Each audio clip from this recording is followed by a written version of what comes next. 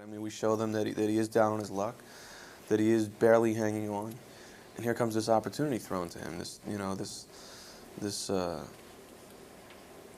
golden bone, and he's an opportunist. He has no morals. Sure. Yeah. And I mean, this has always been my personal axe anyway with yellow journalists is whether or not they have integrity or whether they lack integrity, and Yeah. It's as simple as that. So fun, you get let off the leash and you run around like a mad dog for a couple of times in your whole career. And because they're very successful movies, they get a lot of publicity.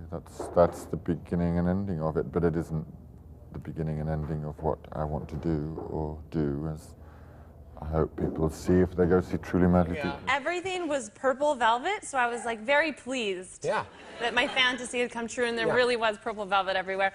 And I walk into the elevator, and there's Prince music playing, and then I go up elevator, of course. In the elevator, and I come out, and I'm on the phone with my mom being like, I think I might get arrested, and then I walk out, and there's Prince playing the guitar with a beanie on, and I almost pooped my pants. Starbucks was cool because I stole cheese danishes every day. FedEx was so depressing. It was just, the spirit there, just older dudes, like, just pushing boxes, but okay with it. And it scared the living hell out of me, so I quit after a week and 4 days.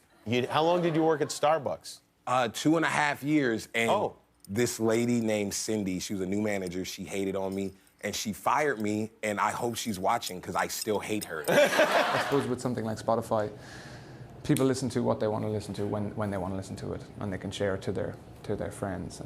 And I think that was a big part of it, and it turned out that Take Me to Church, I think, was the most streamed song of 2014 or something like that, or one of them. So, yeah, and that was just a big part of it. And it's sometimes you can see what people are buying doesn't always reflect on what people are listening to, I suppose, and that was a great indication that people were listening to the music. I'll tell you the one thing is I love school, I love knowledge, I love learning. I went to BMCC in Lower Manhattan, and I never got to finish, but I've always studied. I've always tried to learn. Like, I have so many books in my house, it's just ridiculous. So I'm always curious about learning. So I support anybody, especially whether you're just graduating high school or whether you're 40 years old or 60 years old or 80 years old and you want to go back to school. Yeah, why not, right? Why not?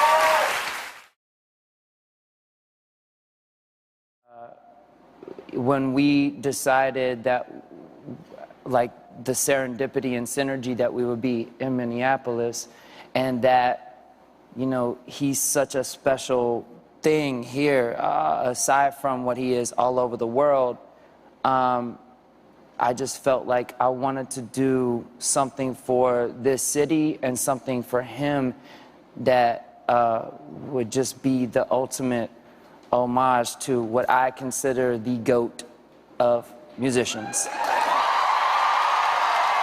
How do I address this? So I use my work and my platform to be able to produce this movie and put it together and tell this story, so as many people as possible can see this film. So I do feel like through proximity, becoming closer to these issues, we could be able to kind of close the gap between the people who feel like that's not them, and bring that humanity, the humanity to the forefront. And Brian Stevenson is an amazing person. I can't wait for you guys to see the movie. It means a lot. It's great that you did that. I remember we used to, I was 8 or 9, right? And you're in dormitories of 10 boys. Wow. You're all kids. And so it's like, what are we going to do tonight? Okay, we're going to dorm raid, which means you're going to get your pillows after lights out, get the end of the pillow at the end of the pillowcase, make it a kind of club. Right. And go and start a huge pillow fight with the next door dormitory. And the winner is determined by how many pillows you destroy. I see. Basically. I think that it was very liberating, and it was not, rapport was not the right word. Initially, it was not a rapport. It's almost like a music fight, you know. Yeah. I'm saying something and he does it, you know, like I'm going to show it to you, you know, and I'm doing that too, you know. And I think that maybe cold turkey, you know, when he does that long sort of, you know, he said, well, that was mine, okay? You know, like he was trying to show me that he can talk me or something. He can wail on. Yeah, yeah, you know. I consider myself rich in a way where I feel like life is enriching me. Yeah. You know what I mean? Like through different things, through marriage, through having my son 1 week and losing my mom the next week. So it's just like, it's so many different things that have shaped me, and I'm just going through it, and I can't just keep that kind of stuff to myself. Amen. I feel like it's worth sharing, and I want to share it, and I want to be honest, and you know what I mean? Transparent. When there's a sense of family and a sense of respect on the set, whatever happens, whether there's a crack in the lens and my God, we have to lose an hour and I was in the middle of something very emotional, when there's a respect and a sort of quietness on the set about the work, then for everyone it becomes easier. You know, I don't know, I'm amazed. You know, I see some performances and I think it's so incredible. How did someone go through that for us? It just blows my mind, but that's what's so exciting about acting. I just think it's the greatest thing. And my character was basically figuring out why he had this inability to love and to express. And so my investigation into him was basically what I came out of it, out of the investigation with, was the fact that he was, you know, battling himself, battling his genetic structure, battling the generations before him, his father and his father's father, and their opinions and their fears, ultimately, were so deeply embedded into the soul of this man, that it restricted him from ever expressing. And you know, the thing is because we're trapped in the third dimension. You know, there is a future, there is a past, and we can only really perceive the present. Like 2 minutes ago hasn't happened yet, and 2 minutes from now are gone, and you can't tell me where they are. They're just gone. The closest you can get to those things are just looking at, you know, remnants of the past, or things like music, which take you back through memory. Well, that's true. I believe in that. I believe that there's time. Yeah, we got into fights. Yeah. And if you lived in Brooklyn, you've been jumped before too. We got jumped.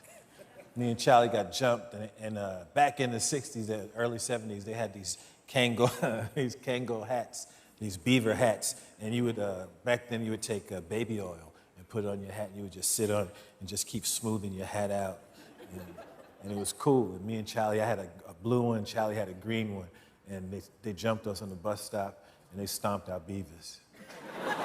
When you spend time with this woman, what is that experience like? And I don't want to sound coarse, but I'm ignorant largely on this topic. That's okay. But would we detect autism if she were here now? Would we think, oh, I wonder if something's bothering her? Or, I mean, is it apparent? How does it manifest itself, I guess is what I'm saying. She's older now, and she's kind of appropriated normal behavior, and I put that in big fat quotes. But, you know, she